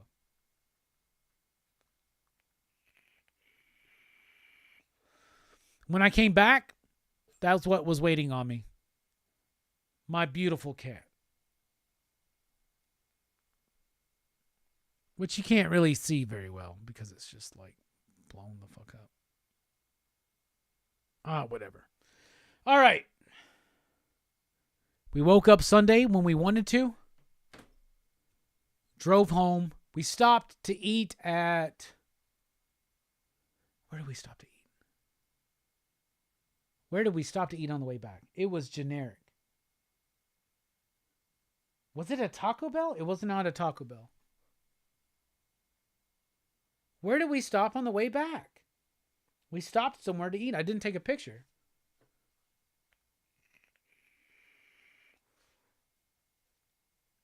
Where did we stop to eat? It was a Wendy's. We stopped at a Wendy's to eat.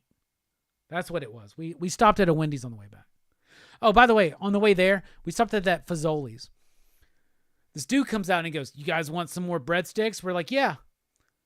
This dude brings us some more free breadsticks, but he's like chatting with us about his fucking life. And me and John are like totally fucking like not interested.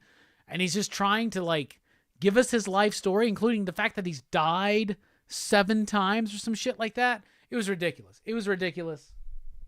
But it was a fun trip.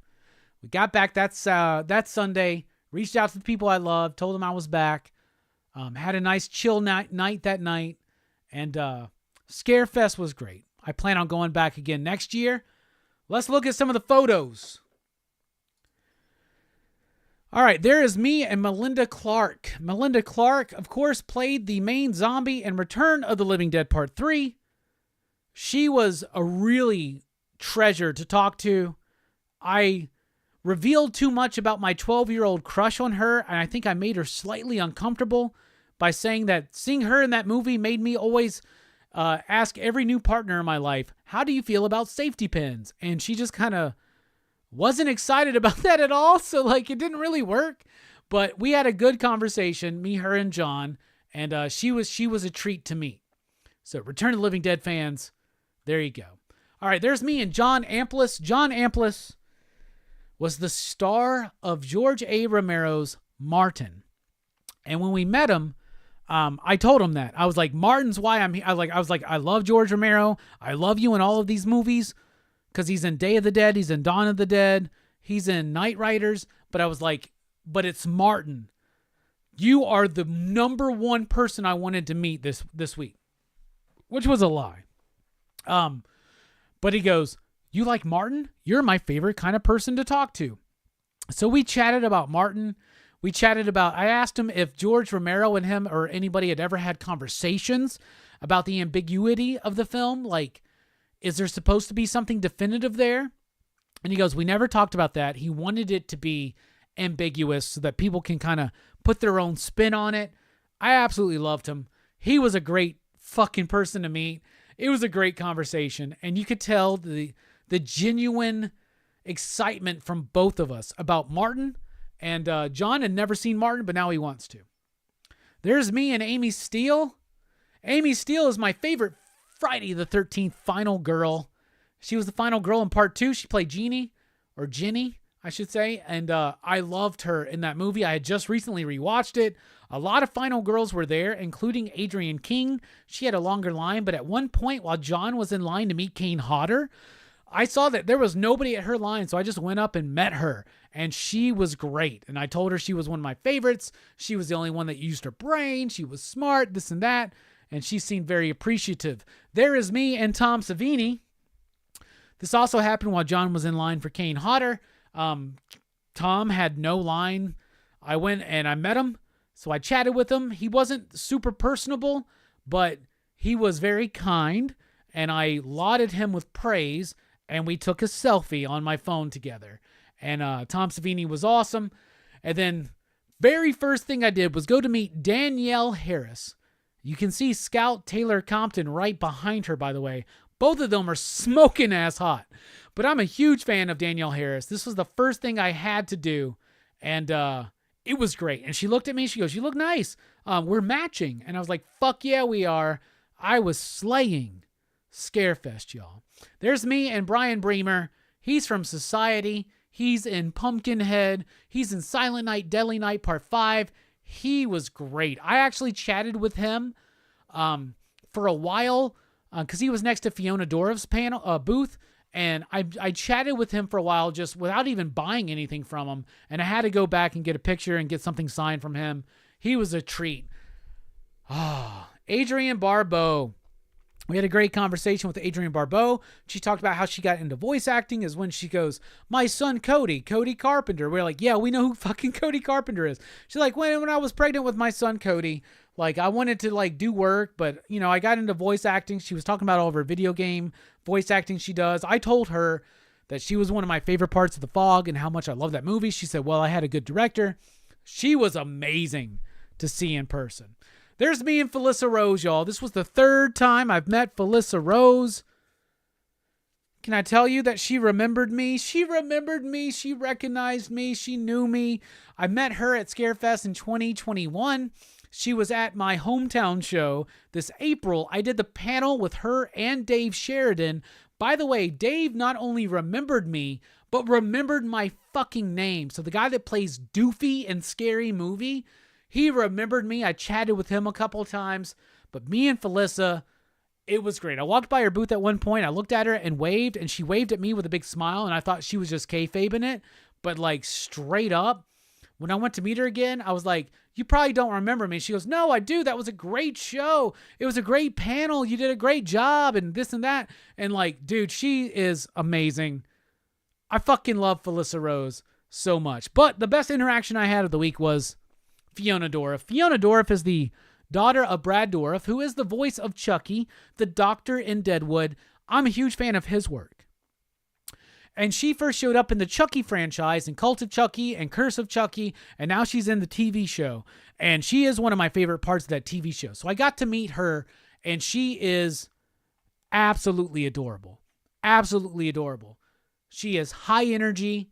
She's like me, bruh. She shows up in the room, and you feel the fucking presence. She's bouncy. She's laughing. She's cackling. And when she cackles like her father does, so it always sounds slightly like Chucky is cackling in the background, which was really weird, but also adorably cute. So I met her. And she goes, Robbie, have you been a Child's Play fan your whole life? And I went, yes, pretty much. I told her the story. Here's the story. I'm 7 years old. Child's Play comes out. I'm begging my biological father to take me to the movies to see Child's Play. My mom says, you will not take him to Child's Play. Robbie, you will not go to Child's Play. My biological father took me to Child's Play. 1988, I'm 7 years old. I'm in the movie. I lose my shit and I fucking cry. They have to drag me out of the movie theater and take me to U2, Rattle and Hum. My very first movie experience I ever remember. So I tell Fiona that story. Yeah, actually, Child's Play is the first movie experience I ever remember. Here's the story. She goes, so I tell her the rest of the story. Where I'm like, that night, my mom took my My Buddy doll and duct taped a butcher knife to his hand and left it at the end of my bed. And I woke up screaming and crying. She goes, your mom doesn't fuck around. I go, no, she didn't. And that's how she was. She was great. Told her some more stories about my mom. She goes, sounds like you've lost your mom. It's like, I did. She goes, when did you lose your mom? I was like, 2008. So I lost my mom. So we're chatting about that. We're talking. We're having legitimate conversations about life and loss and love. She then goes, and I then gush about how she's like Emmy award-winning deserving. She's like, Robbie, stop it. She's so fucking amazing and adorable. All right. So then she goes, how old were you? And I went, 7. She goes, we're the same age. I go, I'm 42. She goes, I'm 42 next week. Fiona Dourif just turned 42. Happy birthday. So then we're talking some more. We're taking the picture. And then we take a series of pictures, but the dude is like, my phone is weird. You got to like be still as fuck for like 2 seconds for me to get a good photo. So our photos are all blurry as fuck, but she's like moving, she's like posing. We're taking like 20 fucking photos, but it really is, on my phone, that's not what's happening. Because John wasn't there, so he's in the David Arquette line. He met David Arquette, by the way. It was great. Let me find that picture.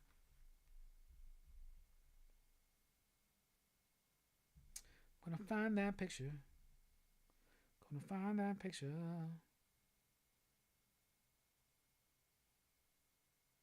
Where's that picture at?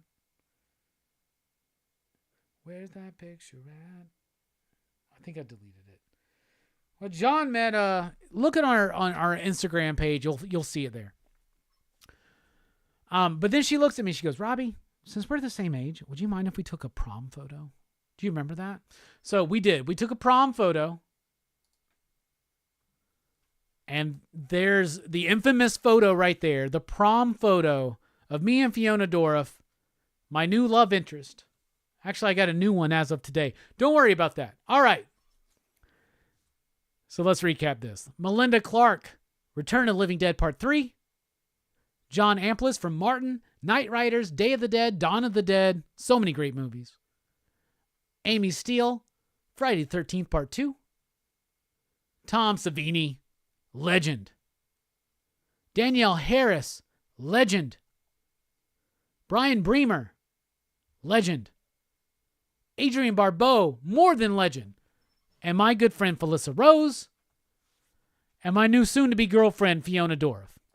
So there you go. Here's the stuff I got signed.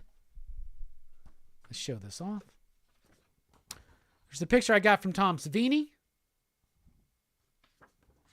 I got a picture of John Amplis from Martin. He says, Robbie, there is no magic. There's the picture I got of Melinda Clark. She is nude. To Robbie, the pain keeps the hunger away. Love, Melinda Clark. Hell yeah. There's the Danielle Harris I got. Yo, Robbie, happy Halloween. Danielle Harris. Yeah, it's hot. There's Amy Steele right there. Robbie, what if there really is a Jason? There's Adrienne Barbeau. I specifically told her, I was like, I'm picking this one because I do a YouTube show. And so like, you're like the radio host and me and you are like the same. She was great. Brian Bremer. That's him from Society. Felissa Rose, my good friend. She said, to Robbie, let's go swimming. And then there it is right there. Fiona Dorff, to Robbie, thrilled Chucky was your very first movie. Bless your mom, with love. I literally had to go to my home, back to the hotel and cry after that. It was like such an emotional fucking moment. It was great. It was great. It was great. Was I nervous? No. Yeah, not really though. Once it happens, you just got to go with it. Just got to go with it, man. That's what we do.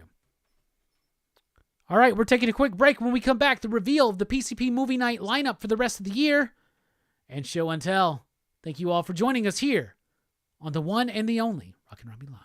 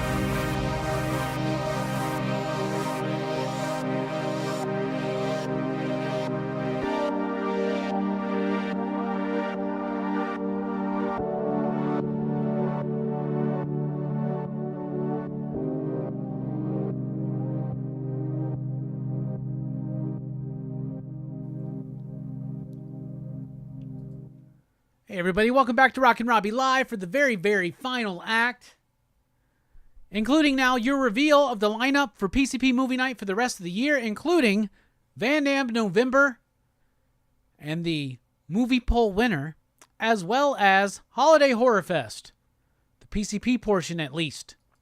All right, we're going to kick off next Monday, not tomorrow, but next Monday, a week from tomorrow, Bloodsport, starring Jean-Claude Van Damme here on the channel. Live PCP Movie Night the very next week, Kickboxer from Jean-Claude Van Damme, and the winner of the Van Damme November PCP Army movie poll, Universal Soldier, in a landslide victory. So Van Damme November is going to be Bloodsport, Kickboxer, and Universal Soldier. But Holiday Horrorfest starts this week, actually, over at Dylan's Horror Show. But before that, or after that, I should say, Holiday Horrorfest over at PCP, we're going to do Christmas Evil this year. I'm very excited for that. We're going to do Silent Night, Deadly Night this year, starring Linnea Quigley, of course. And we're going to end the year with New Year's Evil. So that is the lineup for the rest of the year. So get ready, PCP Army. These are the 6 movies we're covering for the duration of 2023. Bloodsport, Kickboxer, Universal Soldier, Christmas Evil, Silent Night, Deadly Night, and New Year's Evil. That is your PCP movie lineup for the rest of 2023.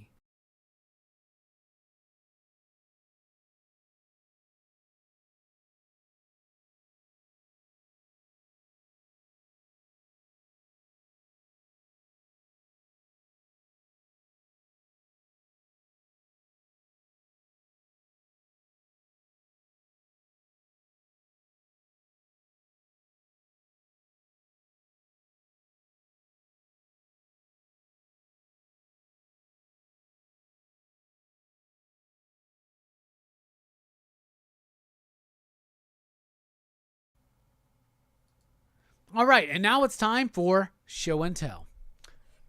First up, I don't buy as many Blu-rays as I used to, but I picked this one up because we're covering it here on the channel. There's my fresh new copy of Christmas Evil on Blu-ray from Vinegar Syndrome. So very, very excited for that. A little bit of a downgrade from Blu-ray. However, my good buddy Mike picked this up for me. Look at that, y'all. Friday the 13th. The original VHS for Friday the 13th. How fucking cool is that? Thank you, Mike. These comics were given to me by Jelani. Here's my copy of the Chaos Rock comic book. That's pretty dope. I love The Rock as a wrestler. He also picked me up a copy of Oni Double Feature #1, which is the first comic book appearance. Jay and Silent Bob, Matt Wagner cover, I believe. Yeah, that's a Matt Wagner one.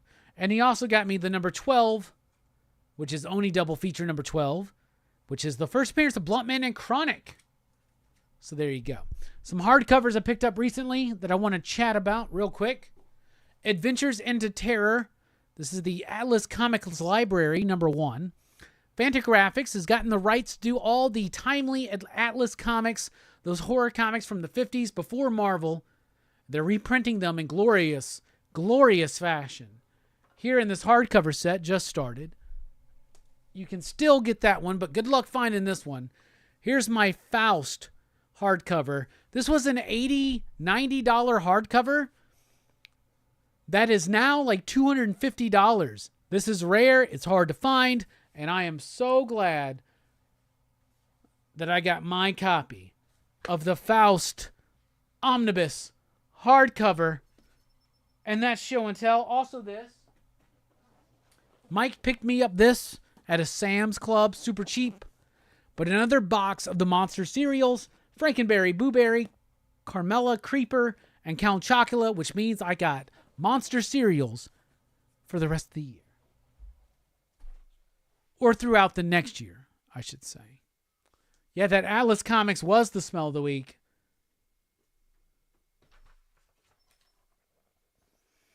Oh, it's so good.